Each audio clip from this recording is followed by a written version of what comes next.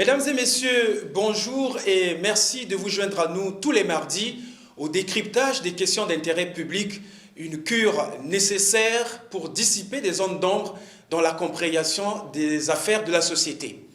Notre invité aujourd'hui est M. Thierry Lezin-Mungala. Il est ministre de la Communication et des Médias, porte-parole du gouvernement. Monsieur le ministre, bonjour. Bonjour. Merci d'avoir accepté notre invitation et notre demande d'échanger avec vous aujourd'hui. Je vous en prie. Mesdames et messieurs, merci et je vous rappelle que cette émission se déroule en visioconférence exceptionnellement vu l'importance des sujets à échanger avec le ministre de la Communication, M. Thierry Mungala. Alors, Monsieur le ministre, nous commençons par la crise sanitaire, c'est le Covid-19. Il y a une dizaine de jours, la coordination nationale chargée de la gestion de cette crise sanitaire dans notre pays a décidé de revoir certaines mesures dans la lutte, dans la riposte que le gouvernement propose face à cette pandémie. Donc le couvre-feu qui a été ramené à 20h au lieu de 22h, les frontières, l'ouverture des frontières également, donc beaucoup d'autres mesures. Où est-ce qu'il y a eu faiblesse, Monsieur le ministre, pour que toutes ces mesures soient un peu revues pour la reprise en main de la riposte nationale? Bon, d'abord, il faut que je vous précise, Arsène Séverin, pour qu'on comprenne un peu la situation. La coordination nationale, c'est l'organe de tutelle de l'ensemble des mécanismes qui ont été mis en place dans le cadre de la riposte contre la Covid. Donc la coordination nationale est l'organe suprême qui est présidé par le président de la République et qui se réunit environ toutes les 3 semaines au gré des prorogations de l'état d'urgence sanitaire. Cette coordination nationale donc, est complétée par un comité technique national de riposte qui est l'organe opérationnel présidé par la ministre de la Santé et de la Population, Madame Jacqueline Lydia-Micolo. Vous avez à côté de cet organe qui est le comité technique, vous avez la task force qui est un organe de réflexion qui a été mis en place par le président de la République pour réfléchir aux retombées et aux conséquences de la pandémie sur les plans économiques, social et on va dire de manière globale dans le pays. Enfin, vous avez un organe qui aide, accompagne et conseille l'ensemble de toutes ces structures, qui est le comité d'experts, ce qu'on pourrait appeler couramment le comité scientifique, composé de professeurs de médecine éminents dans notre pays, et qui se charge, aux côtés du comité technique et aux côtés de la coordination nationale au-dessus, d'apporter tous les éclairages et toutes les lumières scientifiques sur l'évolution de la pandémie et sur les moyens de la contrer. Donc je tenais quand même à dire ça au début. Alors maintenant, pour répondre à votre... Je rappelle aussi, Monsieur le ministre, que vous siégez au niveau de la task force et la coordination nationale. Ça veut dire que vous avez suivi un peu tous ces débats-là pour corriger certaines mesures. C'est à juste titre que nous vous posons cette question. Bon, il ne s'agit pas de corriger certaines mesures. Il faut que nous replacions les choses dans le contexte. Je vous renvoie, Arsène Séverin, à la première allocution du Premier ministre, chef du gouvernement, le 18 mai, je crois, 2020, quand il a annoncé les modalités du déconfinement progressif et par palier. Et il avait indiqué dans cette allocution que l'évolution des choses se ferait en tenant compte de la situation de terrain et qu'il était possible et que l'État n'hésiterait pas à prendre des mesures qui parfois pourraient donner l'impression d'une espèce de recul. Mais c'est pour tenir compte de l'évolution même de la pandémie. Donc ce qui a changé, c'est simplement que la situation de la pandémie n'est pas bonne, puisque comme vous le savez, Brazzaville et Pointe-Noire sont à 97% pour les 2 villes, les foyers principaux de la pandémie dans notre pays. Brazzaville et Pointe-Noire, 97% des contaminations. Il y a un peu dans le Kwilu et puis quelques foyers totalement isolés dans le reste du pays. En gros, le virus circule abondamment dans les 2 principales villes du pays et ne circule presque pas à l'intérieur, hormis un peu dans le Kwilu. Donc, ce qui a été constaté par la coordination nationale dans l'affiliation de ce que le Premier ministre avait déclaré sur le fait que nous n'hésiterions pas à prendre des mesures un peu plus restrictives, c'est que les différents paliers du déconfinement qui sont en train de s'exécuter ont montré un certain relâchement des populations. C'est-à-dire que force est de constater que pour certains de nos compatriotes, l'ouverture progressive et le déconfinement progressif leur donnent l'impression qu'il n'y a plus de pandémie. Donc certains comportements qui malheureusement sont des comportements dangereux, eh bien aujourd'hui s'accentuent. Par exemple, les transports en commun, donc l'absence de respect des distanciations et des mesures barrières, dans certaines circonstances ou festives, ou en tout cas familiales pour certaines, parfois funèbres, donc les morgues, les marchés domaniaux, les veillées, les enterrements, et un certain nombre de manifestations du type mariage ou fête familiale, le constat c'est que les populations se sont totalement relâchées. Et ce relâchement provoque un regain de la pandémie dans notre pays. Un exemple, Arsène Séverin, il faut que vos téléspectateurs le sachent, chaque veillée mortuaire. Les pouvoirs publics aussi, on constate un relâchement aussi des pouvoirs publics. Laissez-moi avancer si vous le permettez. Chaque veillée mortuaire, par exemple, et c'est la ministre de la Santé qui nous l'a révélé, derrière, c'est probablement des dizaines de contaminations, compte tenu de l'ampleur de la veillée. Donc, vous voyez qu'on ne pouvait pas continuer comme ça. Il fallait donner un signal à nos populations, leur rappeler que la pandémie est encore là, qu'elle est encore dangereuse, que ce relâchement risque de rendre la pandémie incontrôlable dans notre pays, avec des conséquences funestes en termes de santé, parce qu'il y aurait, au rythme actuel, un doublement peut-être tous les 30 ou 40 jours du nombre de contaminés, de cas positifs, et arrivé à un moment donné du processus, on aurait tous du mal à trouver même des capacités d'accueil. Je ne parle pas seulement des capacités en termes hospitaliers, je parle de capacités d'accueil, parce que Dieu merci, parmi ces malades, ou du moins parmi ces cas positifs, beaucoup sont asymptomatiques. Donc la question qui se pose à nous, c'est qu'il fallait envoyer un signal aux populations. Ce signal a été double pour les villes de Brazzaville et Pointe-Noire en particulier. C'est la fermeture un peu plus importante des marchés domaniaux, donc 3 jours sur 7 au lieu de 2 jours sur 7, et c'est le retour à un couvre-feu à 20h plutôt qu'à 22h. Vous avez préféré en fait une mesure, on va dire, moindre entre le reconfinement et l'arrêtement des heures du couvre-feu. C'est une alerte. C'est une alerte qui est envoyée à nos concitoyens pour leur dire « Attention, nous ne sommes pas sur le bon chemin et nous ne prenons pas la bonne pente ». Et c'est une manière pour l'État, de manière responsable, de montrer aux populations qu'on restreint les libertés, non pas parce que nous avons envie de le faire, mais c'est pour empêcher la circulation de la pandémie.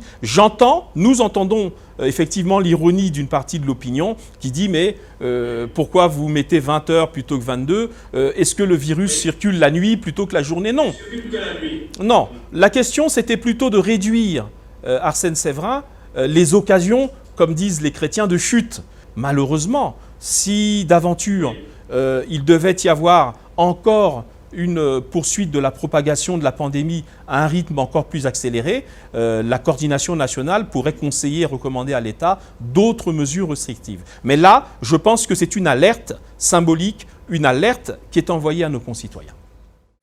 Alors, Monsieur le ministre, vous avez parlé justement des mesures qui ont été édictées par le gouvernement à l'endroit de la population. Vous remarquez une certaine faiblesse dans l'exécution de ces mesures. Quel est le rôle de la communication, de la sensibilisation, on va dire, de votre ministère dans la reprise en main de cette riposte? Quelle va être la place de la communication dedans? Bon, ne parlons pas du ministère en tant qu'organe gouvernemental. La riposte dispose d'un certain nombre de leviers. À l'intérieur du comité technique de riposte, présidé par la ministre, il y a une commission communication. Cette commission a été rénovée dans le cadre du décret qui a été pris le 11 juin 2020 par Monsieur le Premier ministre, chef du gouvernement, qui a transformé la commission communication en commission mobilisation sociale et communication des risques. Et à l'intérieur de cette commission communication, aujourd'hui, il a été décidé par les organes supérieurs que le ministre de la Communication supervise le travail de communication. Pourquoi? Parce qu'effectivement, il a été constaté, non pas des faiblesses seulement, mais il a été constaté la nécessité de muscler la communication de crise face à la pandémie du coronavirus.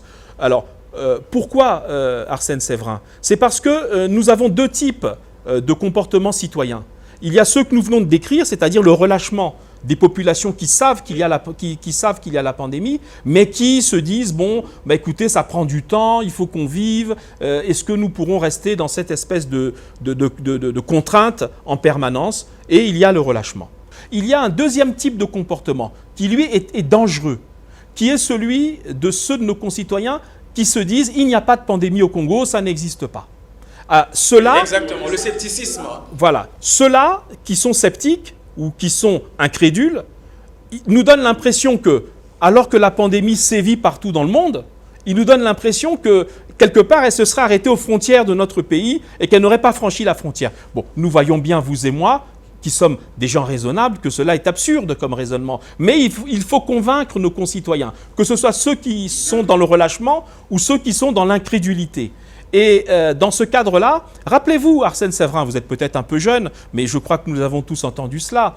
Quand est apparue la pandémie du sida, l'épidémie du sida, au début des années 80. Il y avait, au début des années 80, pendant plusieurs années, un scepticisme important dans la population congolaise. Il y avait même eu, par amusement, par ironie, une transformation du mot sida où on disait « syndrome imaginaire pour décourager les amoureux ».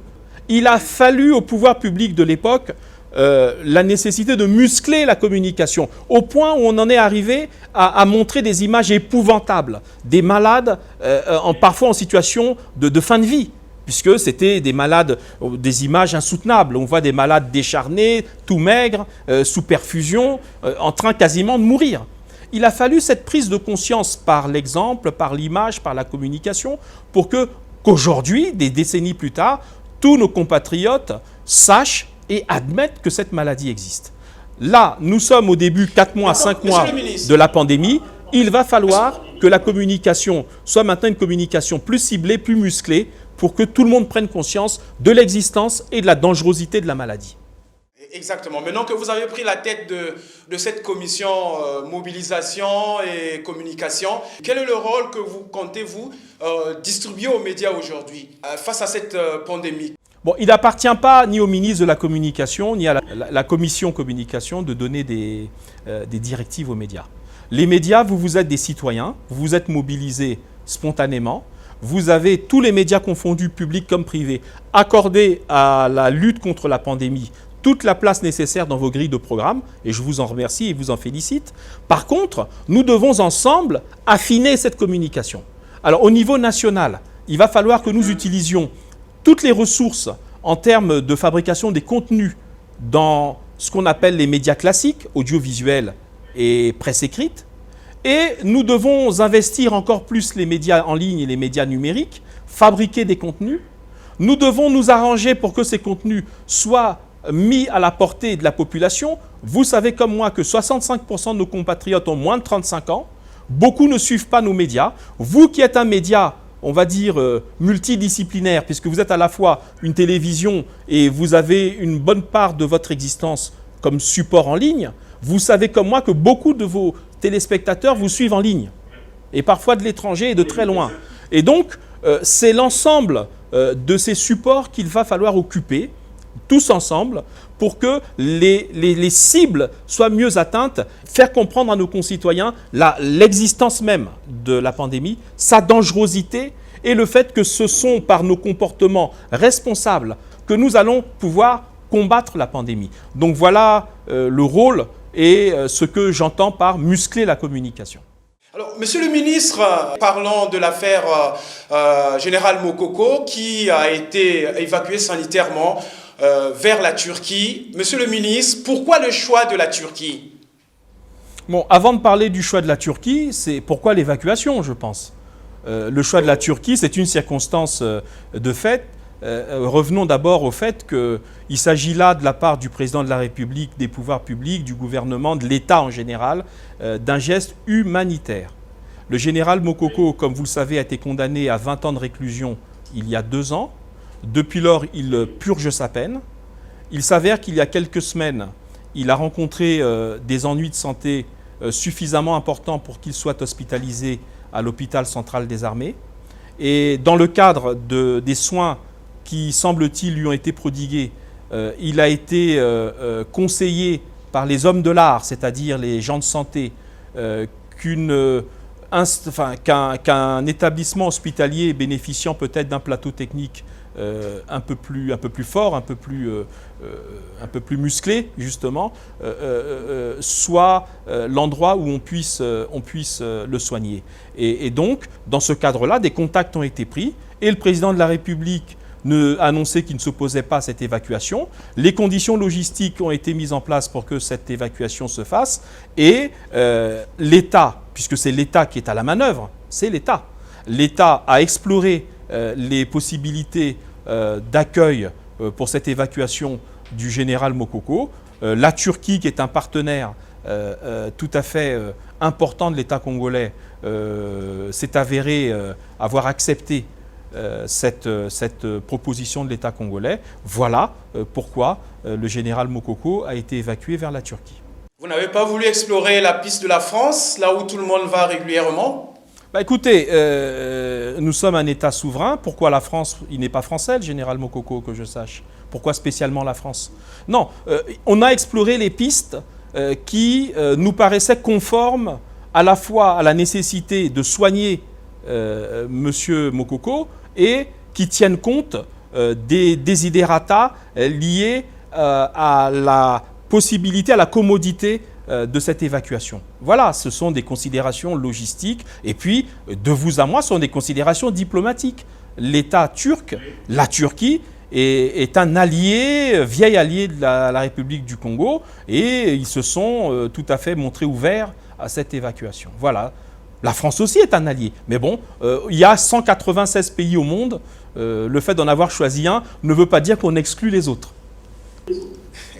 Oui, justement, peut-être pour terminer sur ce point, Monsieur le ministre, le général Mokoko a été admis à l'hôpital militaire au début du mois de juillet, le 2 juillet, et il a quitté Brazzaville un peu à la fin du mois. 3 semaines dans les tractations.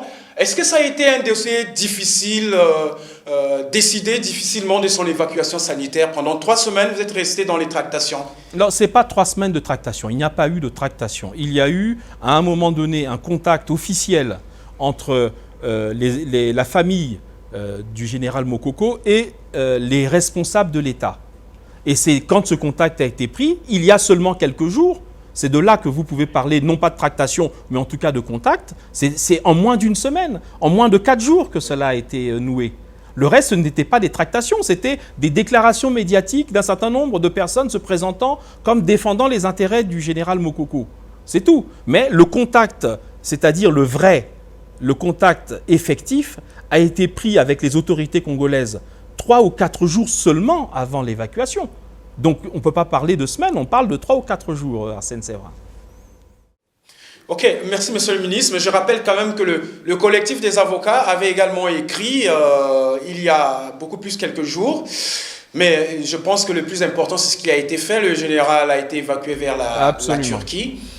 On va peut-être changer de registre et parler de la présidentielle 2021. On écoute beaucoup de sons de cloche. L'opposition vous fait la proposition d'aller vers une transition politique parce qu'elle estime que mars 2021 ne sera pas possible pour tenir une élection présidentielle. Le PCT, le parti présidentiel, estime qu'il faut s'en tenir à la Constitution. Comment vous, au niveau du gouvernement, vous suivez un peu ce débat? Bon, le gouvernement n'interfère pas dans le débat politique. Le gouvernement est un organe exécutif qui est là pour, aux côtés du président de la République, sous sa direction, gérer l'État. Donc, moi, ce que je peux vous dire, c'est m'en tenir au cadre juridique et constitutionnel strict. Dans le cadre juridique et institutionnel strict, la Constitution précise que le premier tour d'élection présidentielle doit avoir lieu au moins 30 jours avant l'expiration du mandat actuel et au plus 40 jours avant l'expiration de ce dit mandat. C'est ça la réalité constitutionnelle. Entre-temps, dans le cadre de cette réalité constitutionnelle, il y a des mesures ou des démarches préélectorales qui sont de l'apanage de la compétence exclusive de l'administration et notamment de l'administration du territoire. Ces démarches sont en cours de réalisation. Troisième constat, il y a chaque année, je dis bien chaque année électorale, ou chaque année même de l'élection présidentielle, je vous renvoie à 2016, je vous renvoie à 2009 et je peux même vous renvoyer à 2002. Toujours de la part de l'opposition du moment, l'idée qu'il va, non, on ne sera pas prêt. Et finalement, nous constatons que depuis près de 20 ans, le processus démocratique se déroule en temps et en heure, c'est-à-dire aux dates prescrites par la Constitution et par chacun des mandats présidentiels dans leur durée, soit de 7 ans pour les anciens ou de 5 ans pour l'actuel. Et donc, moi je dis ceci, Arsène Séverin, je n'aperçois pas de circonstances, malgré la pandémie, qui justifieraient du bouleversement du calendrier constitutionnel.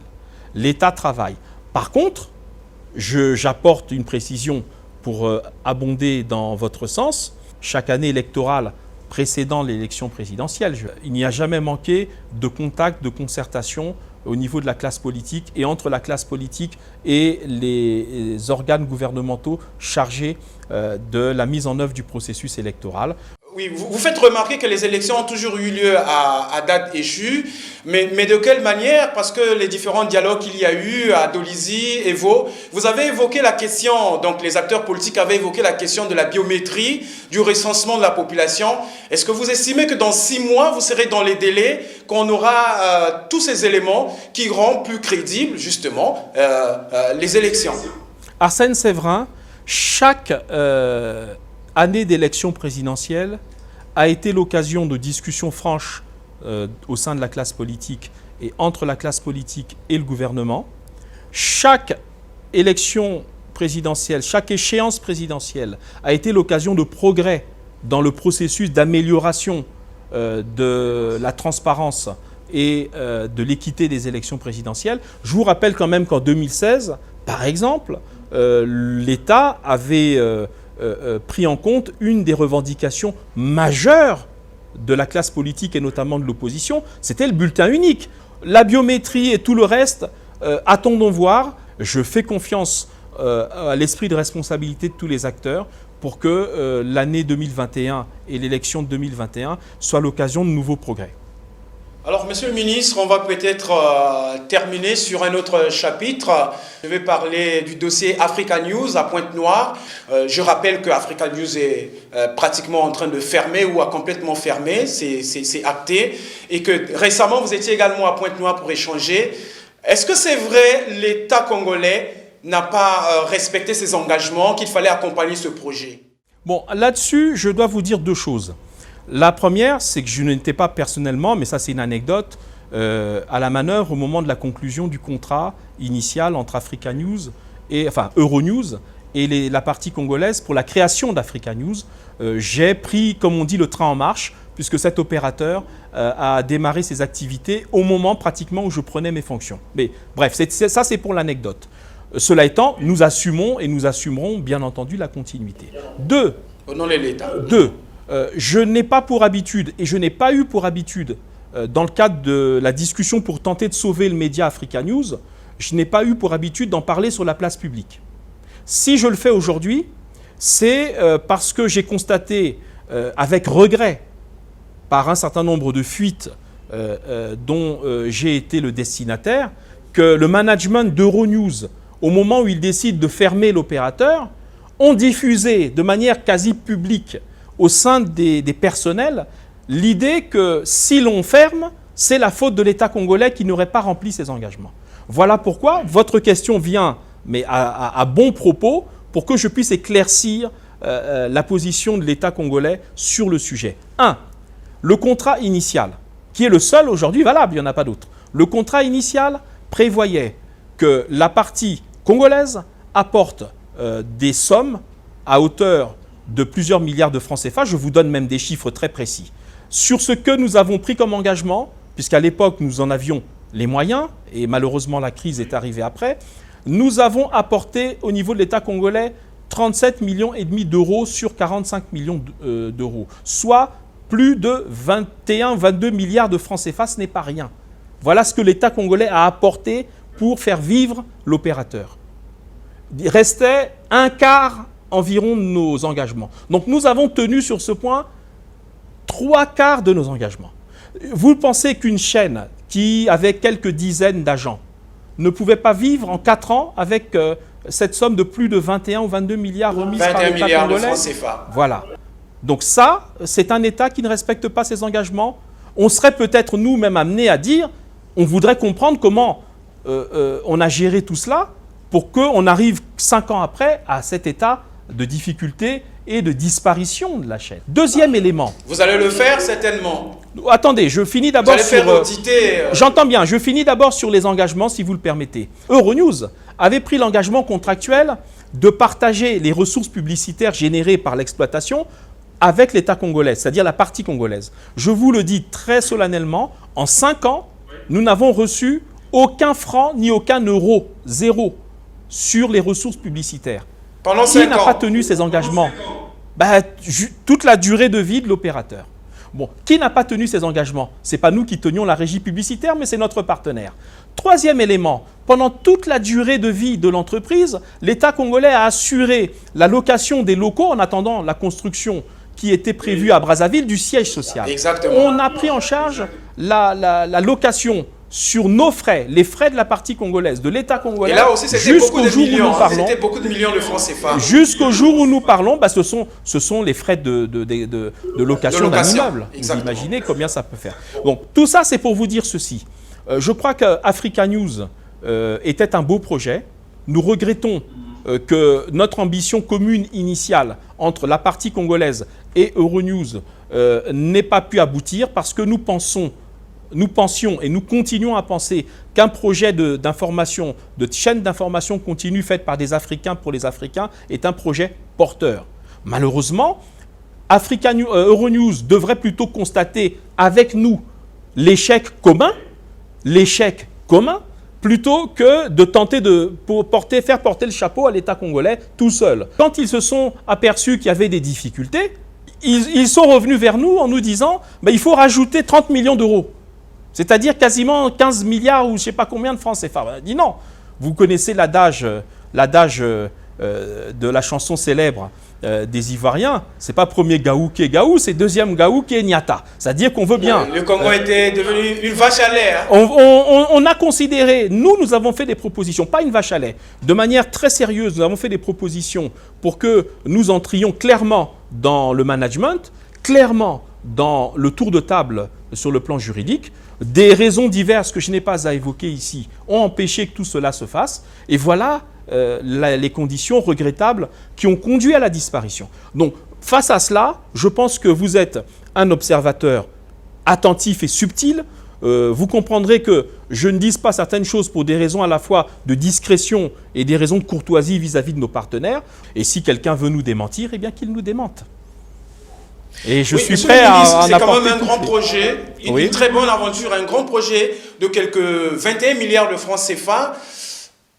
Les journalistes, les médias locaux vous écoutent, qui parfois aussi n'ont pas bénéficié, je vais parler des médias privés, qui n'ont pas bénéficié d'un tel soutien.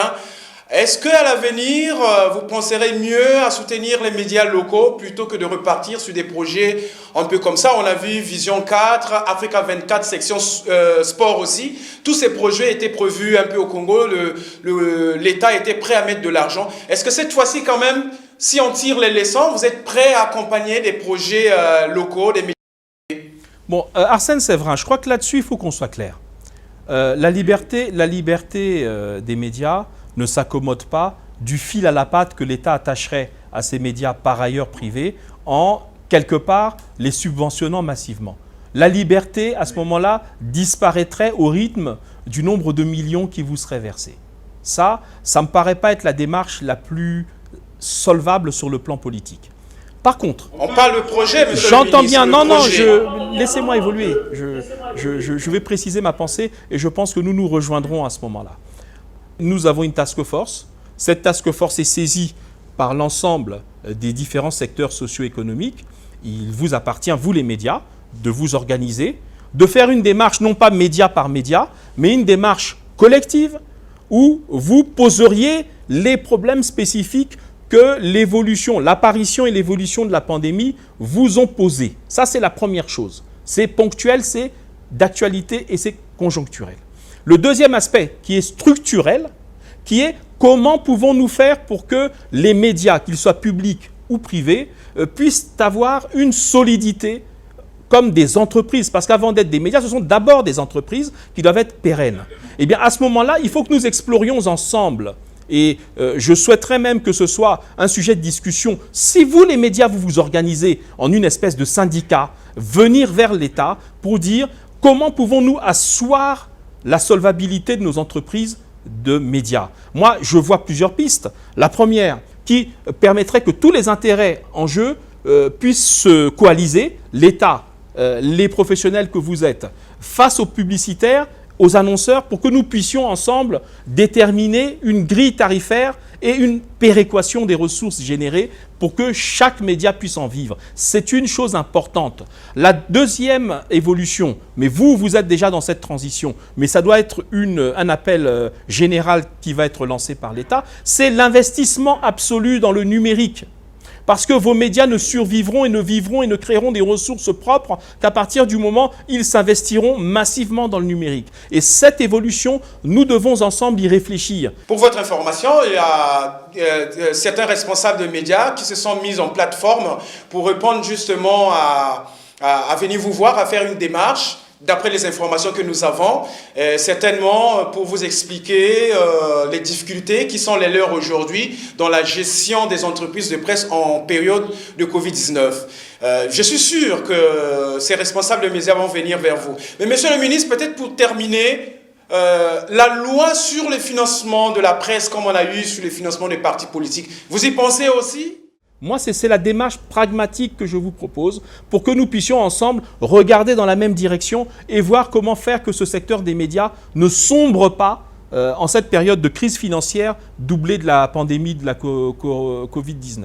Voilà ce que je peux vous proposer. Ma porte est ouverte. Je suis l'esprit très ouvert sur ces questions et j'attends que vous veniez vers le gouvernement pour que nous échangions et que nous tirions un certain nombre de conclusions que je porterai au niveau de l'État comme le défenseur, comme le porte-parole du secteur.